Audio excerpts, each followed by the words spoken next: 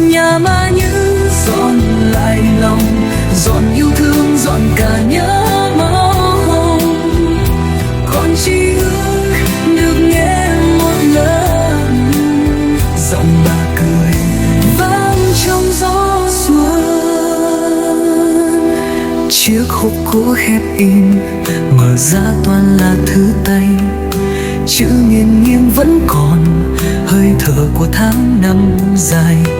Gửi hiu ước của bà, nếu con mệt lau lấy sàn nhà, mở tủ vết vài dòng nhớ, đó là cách để sống thật an.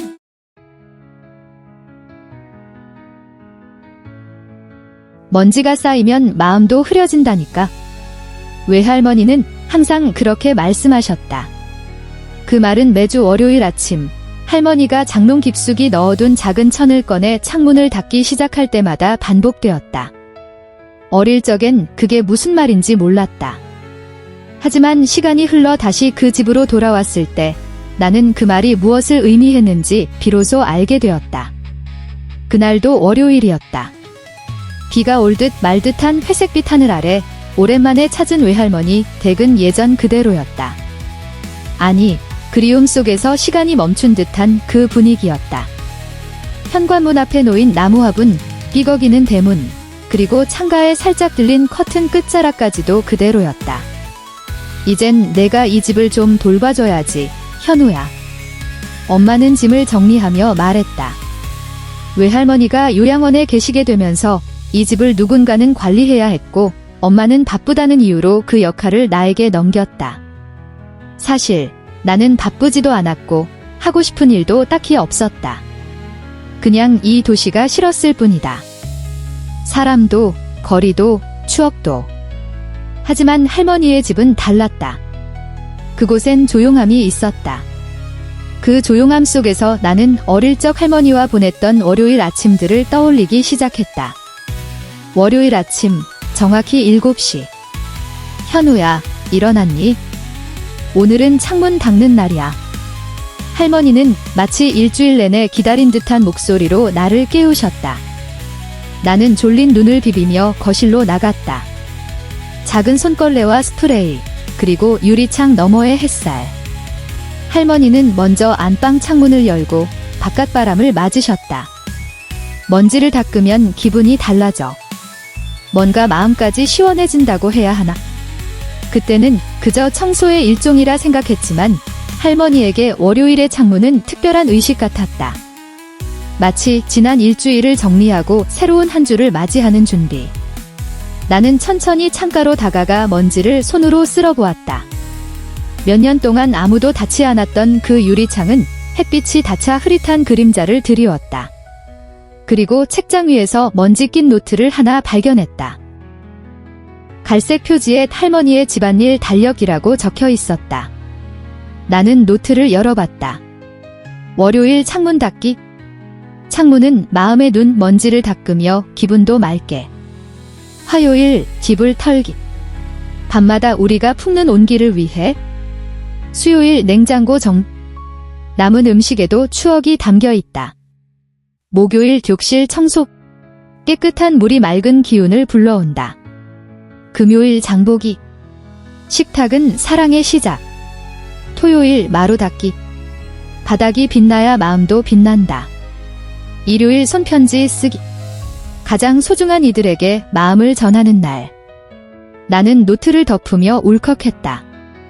할머니는 매일의 집안일에 의미를 담아두셨다. 그냥 집안을 돌보는 게 아니었다. 자신이 사랑하는 사람들을 위해 기억을 지키고 싶어서였을지도 모른다. 그날 나는 10년 만에 다시 창문을 닦았다. 마른 천으로 창틀을 훑고 스프레이로 유리를 닦아냈다. 그 순간 유리창 너머로 들어온 빛이 거실 전체를 환하게 채웠다. 그건 단순한 빛이 아니었다. 그건 아마도 할머니의 기억, 따뜻한 손길, 그리고 사랑이었을 것이다.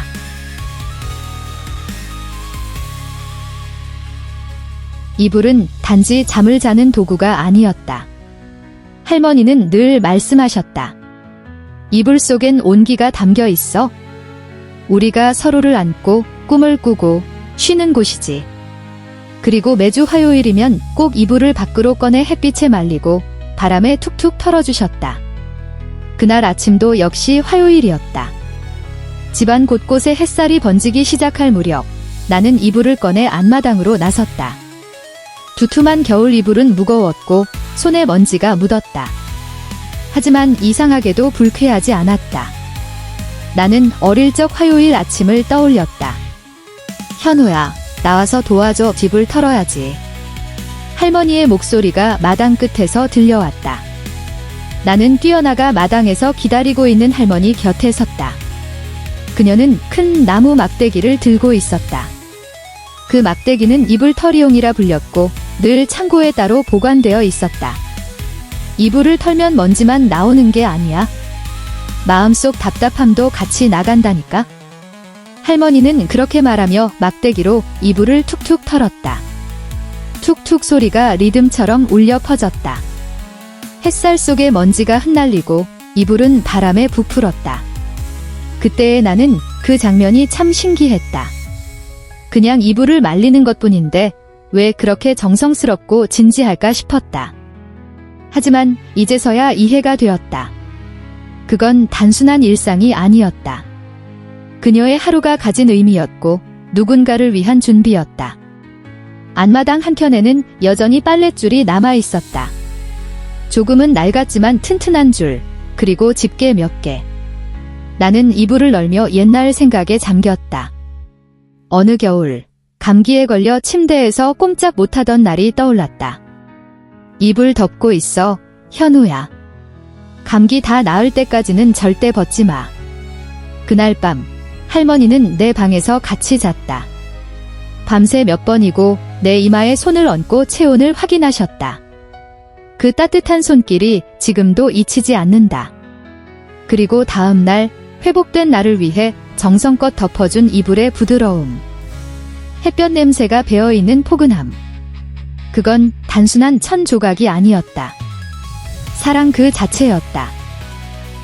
나는 다시 현실로 돌아와 이불을 널었다. 햇살은 그대로였고 바람도 여전했다. 그리고 베란다 한쪽 오래된 서랍을 열다가 또 하나의 작은 노트를 발견했다. 현우에게 전하는 집안일 메모? 거기엔 할머니의 글씨로 이렇게 쓰여 있었다. 이불은 말릴 때마다 누군가를 품었던 기억을 다시 꺼내는 거란다. 그날의 체온, 그날의 감정, 그날의 숨결이 이불 안에 담겨 있으니까. 그러니 매주 화요일엔 꼭 이불을 털어야 해. 그래야 사랑이 곰팡이 나지 않거든. 나는 그 메모를 가슴에 꼭 안았다. 이불 하나에도 그녀는 사랑을 담고 있었다. 그날 저녁, 햇볕에 잘 마른 이불을 다시 침대 위에 펼쳤다. 손으로 천을 쓰다듬을 때마다 그리움이 밀려왔다. 그녀가 남긴 것은 단지 일정표나 메모가 아니었다. 삶을 사랑하는 방식이었고, 사람을 돌보는 마음이었다.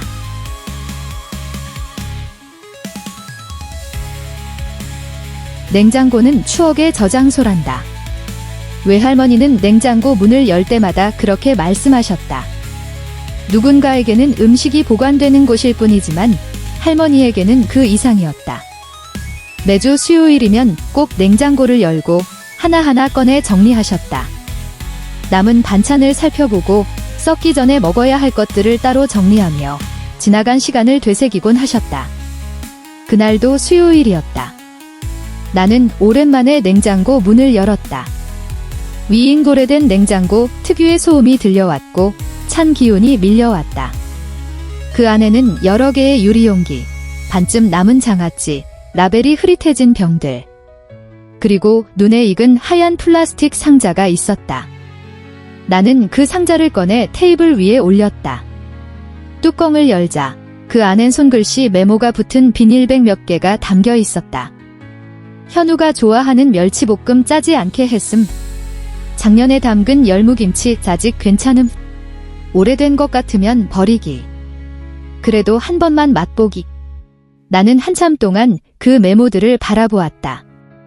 냉장고 속에서도 할머니는 나를 생각하고 있었다. 할머니는 항상 그렇게 말하셨다. 냉장고 안을 정리하면 마음도 정리되는 거야. 남은 것들, 버릴 것들, 다시 꺼내 먹을 것들. 인생도 그래? 그 말이 이제는 너무 잘 이해된다. 나는 하나씩 유리병을 꺼냈다. 그중 몇 개는 이미 유통기한이 오래 지났지만 차마 바로 버릴 수 없었다. 거기엔 분명 어떤 날의 기억이 담겨 있었을 테니까. 한 번은 이런 일이 있었다. 초등학교 졸업식 날 학교에서 돌아오니 식탁 위에 계란말이와 멸치볶음, 그리고 어묵국이 차려져 있었다. 오늘은 너희 날이니까 내가 좋아하는 것들로만 만들었지? 그날의 계란말이는 유독 맛있었다. 아마도 거기에 담긴 축하와 사랑이 양념처럼 들어갔기 때문일 것이다. 나는 그 기억을 떠올리며 멸치볶음이 담긴 봉지를 꺼내 입에 조금 넣어보았다. 짭조름하고 살짝 단맛도 느껴졌다. 그리고 눈물이 났다. 그건 단순한 반찬이 아니었다. 그건 내가 받은 수많은 사랑의 조각 중 하나였다. 냉장고 아래칸엔 작고 낡은 수첩이 하나 있었다. 냉장고 속 기록장, 할머니의 작은 글씨로 적혀 있었다. 3월 14일, 장조림 남음. 내일 현우 도시락에 넣을 것. 4월 2일, 새우젓 유통기한 확인. 안 버렸으면 좋겠지만. 5월 9일, 고추장 다시 사야 함. 현우가 매운 걸 잘 먹음. 그 수첩을 넘기며 나는 생각했다. 냉장고는 정말 기억의 저장소였다. 그녀는 먹는 것 하나하나에 나를 담아두었고, 냉장고 한 칸 한 칸은 가족에 대한 사랑으로 가득 차 있었다. 나는 정성스럽게 냉장고를 정리했다. 썩은 건 버리고 남길 수 있는 건 작은 용기에 옮겨 담았다. 그리고 마지막으로 메모지를 하나 붙였다. 정리 완료. 할머니의 마음, 아직도 따뜻합니다. 그날 밤, 냉장고 문을 닫으며 나는 조용히 속삭였다. 할머니, 냉장고도, 마음도 잘 정리했어요.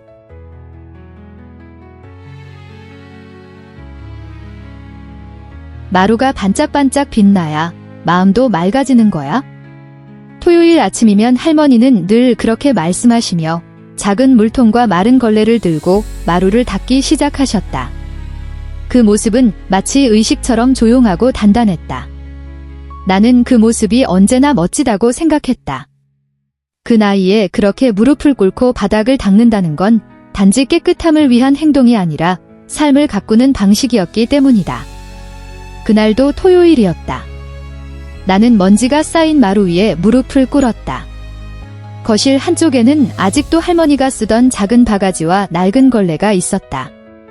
물을 붓고 손으로 천을 꽉 짜고 천천히 바닥을 훑어내렸다. 지잉, 지잉.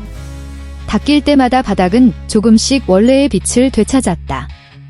오래된 나무결 사이로 햇살이 비치고 나는 그 안에서 할머니의 손길을 느꼈다. 바닥을 닦다 보면 많은 생각이 든다. 그동안 쌓였던 감정들, 말하지 못했던 후회, 걸레질 하나하나가 그런 감정들을 조심스럽게 정리해주는 느낌이었다. 나는 눈을 감고 할머니의 말투를 떠올렸다. 마루는 우리가 매일 걷는 곳이야. 매일 밟고 매일 돌아다니는 곳. 그러니까 더 깨끗해야 해. 마음이 어지러울 땐 바닥부터 닦아보렴. 나는 구석구석을 닦고 벽 모서리까지 손이 닿도록 정성껏 쓸었다. 닦다 보니 거실 한켠의 서랍 아래에서 작은 상자가 보였다. 작고 오래된 나무 상자였다. 상자를 열자 그 안에는 여러 장의 편지가 있었다. 손으로 접은 봉투들. 그리고 맨 위에 놓인 편지 하나엔 이렇게 쓰여 있었다. 일요일의 편지, 언젠가 현우가 읽게 되길 바라며. 편지 봉투 일요일에 편지 쓰기. 할머니는 일요일마다 손편지를 쓰셨다. 가끔은 가까운 친구에게, 가끔은 먼 친척에게, 그리고 자주 나에게. 그때는 이해하지 못했다. 왜 직접 만나지 않고 편지를 쓰는지. 하지만 이제는 안다. 그건 마음을 전하는 가장 조용하고도 깊은 방식이었다. 나는 조심스럽게 편지를 펼쳤다. 2, 사랑하는 손자 현우에게. 혹시 이 편지를 읽고 있다면 아마 나는 그 자리에 없겠지? 하지만 괜찮단다. 나는 내 마음 속에, 우리가 함께한 기억 속에 여전히 머무르고 있을 거야. 집을 돌보는 건 단순한 일이 아니야. 그것은 기억을 지키고 사랑을 담고 삶을 이어나가는 일이야. 내가 언젠가 이 집을 다시 찾아와 마루를 닦고 이불을 털고 창문을 닦는다면 그것만으로도 나는 참 기쁠 거야. 현우야, 삶은 항상 정리하는 일의 반복이란다. 마음이 지칠 땐 다시 물걸레를 들고 편지를 쓰고 냉장고를 열어보렴. 너는 항상 내가 가장 사랑하는 아이였단다. 늘 고맙고 늘 자랑스러워. 외할머니가. 나는 편지를 가슴에 안고 조용히 눈을 감았다. 이 집의 공기, 나무 냄새, 먼지 속의 햇빛, 그리고 이 편지. 모두가 그녀였다.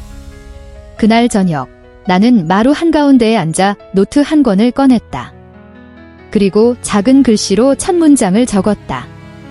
오늘부터 나만의 청소 달력을 시작한다.